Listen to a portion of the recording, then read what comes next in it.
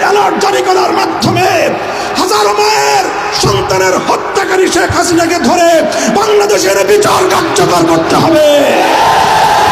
গণ অভ্যুত্থানের চেতনার বিরুদ্ধে যারা কথা বলবে পিঠের চামড়া থাকবে না।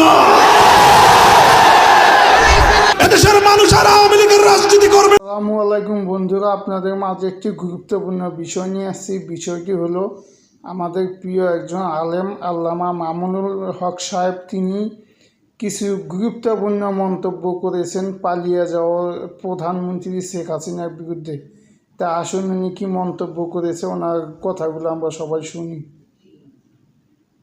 ইন্টারপোলে রেড অ্যালার্ট জারি করার মাধ্যমে হাজারো মায়ের সন্তানের হত্যাকারী শেখ হাসিনাকে ধরে বাংলাদেশের বিচার কার্যকর করতে হবে। গণ অভ্যুত্থানের চেতনার বিরুদ্ধে যারা কথা বলবে পিঠের চামড়া থাকবে না। এদেশের মানুষ আর আওয়ামী লীগের রাজনীতি করবে না। আওয়ামী লীগের রাজনীতি মানুষকে হত্যার রাজনীতি। আওয়ামী লীগের রাজনীতি লুটপাট আর দুর্নীতির রাজনীতি। আওয়ামী লীগের রাজনীতি সাম্প্রদায়িক উস্কানি দিয়ে সাম্প্রদায়িক সংঘাত তৈরি করবার রাজনীতি। আওয়ামী লীগের রাজনীতি গুম আর খুনের রাজনীতি। আওয়ামী লীগের রাজনীতি আমার তাগড়া তাগড়া যুবক সন্তানদেরকে মায়ের বুক থেকে কেড়ে নিয়ে গুমের রাজত্ব কায়েম করবার রাজনীতি। এই রাজনীতি আর বাংলাদেশের মানুষ, বাংলাদেশে আর এই রাজনীতি করা যাবে না। শেখ হাসিনাকে বলতে চাই, পালিয়ে গেছেন ভারতে।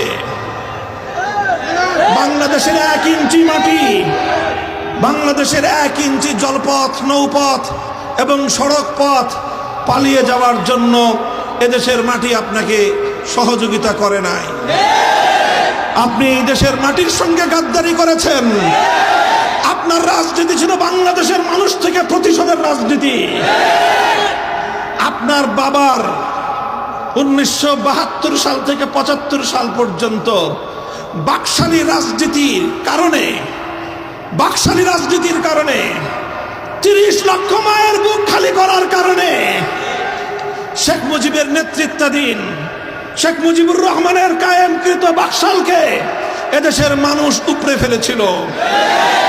30,000 মায়ের বুক খালি করে শেখ মুজিবুর রহমান সাহেব তিনি তার একক আধিপত্য বিস্তার করার চেষ্টা করেছিলেন।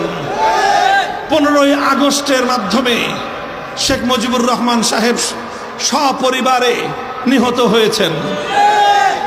সেই ঘটনা নিয়ে আমি আমার কোনো মন্তব্য করতে চাই না, কিন্তু বলতে চাই 15ই আগস্টের ঘটনার মূল্যায়ন করতে হলে তার আগে সিরাজ শিকদার সহ বাংলার মাটিতে হত্যাকাণ্ডের শিকার 30,000 যুবকের হিসাব দিতে হবে। তার আগে হাজার হাজার আলেমদেরকে 1971 সালের মুক্তিযুদ্ধ পরবর্তী সময়ে বিনা বিচারে যাদেরকে কারারুদ্ধ করে নির্যাতন করা হয়েছিল সেই হিসাব কষতে হবে। সেই হিসাব না কষে শেখ হাসিনা ঘোষণা দিয়েছিলেন যে দেশের মানুষ তার বাবাকে খুন করেছে তিনি সেই দেশের মানুষ কাছ থেকে প্রতিশোধ নিয়ে ছাড়বেন। সেটা তার 75 সালের ঘোষণা ছিল শেখ হাসিনা। 50 বছর রাজনীতি করেছেন 75 সাল থেকে 2024 সাল। 24 সালে এসে আজ কথা বলতে দ্বিধা নেই। শেখ হাসিনার 50 বছরের রাজনীতি ছিল বাংলাদেশের মানুষের বিরুদ্ধে প্রতিশোধ গ্রহণের রাজনীতি। শেখ হাসিনার 50 বছরের রাজনীতি দেশকে তলবিহীন ঝুড়িতে পরিণত করবার রাজনীতি। শেখ হাসিনার 50 বছরের রাজনীতি ছিল বাংলাদেশের মানুষের মধ্যে একটি এমন বিভক্তি তৈরি করতে এই জাতি যেন আর কোনোদিন ঐক্যবদ্ধ হতে না পারে। কিন্তু আজ বাংলাদেশের আবার বৃদ্ধ বনিতা এক কাতারে দাঁড়িয়ে গেছে।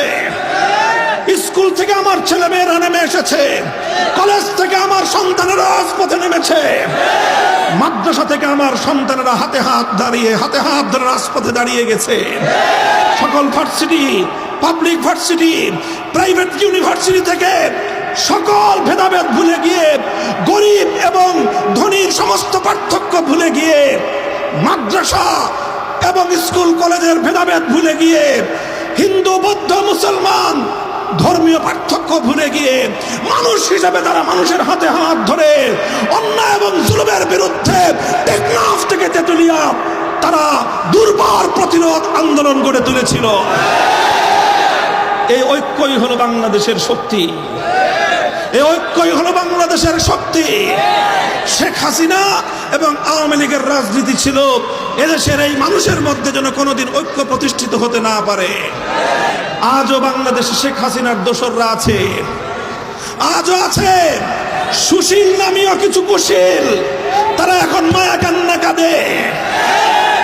খবরদার, হুঁশিয়ারি উচ্চারণ করতে চাই, 5ই আগস্টের স্বাধীনতা সংগ্রামের বিরুদ্ধে, গণ অভ্যুত্থানের চেতনার বিরুদ্ধে যারা কথা বলবে, পিঠের চামড়া থাকবে না। সংগ্রামী সাথী ও বন্ধুগণ, 5ই আগস্টের এই অভ্যুত্থান চূড়ান্ত সফলতা অর্জন করবে সেদিন, যেদিন জুলুম মুক্ত, অবিচার মুক্ত, ন্যায় এবং ইনসাফের বাংলাদেশ গঠিত হবে। আমরা আহ্বান জানাই সকল রাজনৈতিক সংগঠন, আসুন, শুধুমাত্র নিজেদের আখের গোছানোর কেউ চিন্তা করবেন না। দেশের এই চলমান দুর্বলতার সুযোগ নিয়ে কেউ বাংলাদেশের মানুষের অধিকার নিয়ে ছিনিমিনি খেলবার চেষ্টা করবেন না। বাংলাদেশের বৃহৎ বিরোধী দল বিএনপি, জামাতে ইসলামী, ইসলামী আন্দোলন বাংলাদেশ, বাংলাদেশ খেলাফত মজলিস, জমিয়তে উলামায়ে ইসলাম, নিজামে ইসলাম পার্টি, এলডিপি, অন্যান্য যতগুলো দল, রাজনৈতিক দল আছে, আসুন আমরা সকলে হাতে হাত রাখি। বাংলাদেশের মানুষ আজকে একটি অর্থনৈতিক মহা সংকটের মুখোমুখি পতিত। শেখ হাসিনা এবং তার দোসররা বাংলাদেশটাকে খোকলা করে রেখে গিয়েছে, হাজার হাজার কোটি টাকা উন্নয়নের নামে পাচার করেছে। শেখ হাসিনার একার পাচারকৃত টাকা আর তার পরিবারের পাচারকৃত টাকা দিয়ে এই বাংলাদেশে হাজারো উন্নয়ন প্রকল্প বাস্তবায়ন করা সম্ভব। তাই আজকে আমি অন্তর্বর্তী সরকারের প্রতি দাবি জানাতে চাই, বিগত ফ্যাসিবাদী সরকারের পাচারকৃত সকল সম্পদ বাংলাদেশে ফিরিয়ে আনতে হবে। শেখ হাসিনা নরেন্দ্র মোদীর ঘরে বসে আমার বাংলাদেশের স্বাধীনতার বিরুদ্ধে, এদেশের ধর্মীয় সম্প্রীতির বিরুদ্ধে ষড়যন্ত্র করছে। তাকে দ্রুত, অতি দ্রুত সময়ের মধ্যে বিচারের মাধ্যমে, আদালতের প্রক্রিয়ার মাধ্যমে, প্রয়োজনে ইন্টারপোলে রেড অ্যালার্ট জারি করার মাধ্যমে হাজারো মায়ের সন্তানের হত্যাকারী শেখ হাসিনাকে ধরে বাংলাদেশের বিচার কার্যকর করতে হবে। আমার 2013 সালের শাপলা চত্বরের শহীদের বিচার করতে হবে। ভারতকে বলবো, প্রতিবেশী আছেন, প্রতিবেশী থাকবেন, আমাদেরকে শোষণ করার চেষ্টা করবেন না, ওই চিন্তাও করবেন না। 18 কোটি শাহজালালের সন্তানদেরকে দাবায় রাখতে পারবেন না। বানের পানি দিয়ে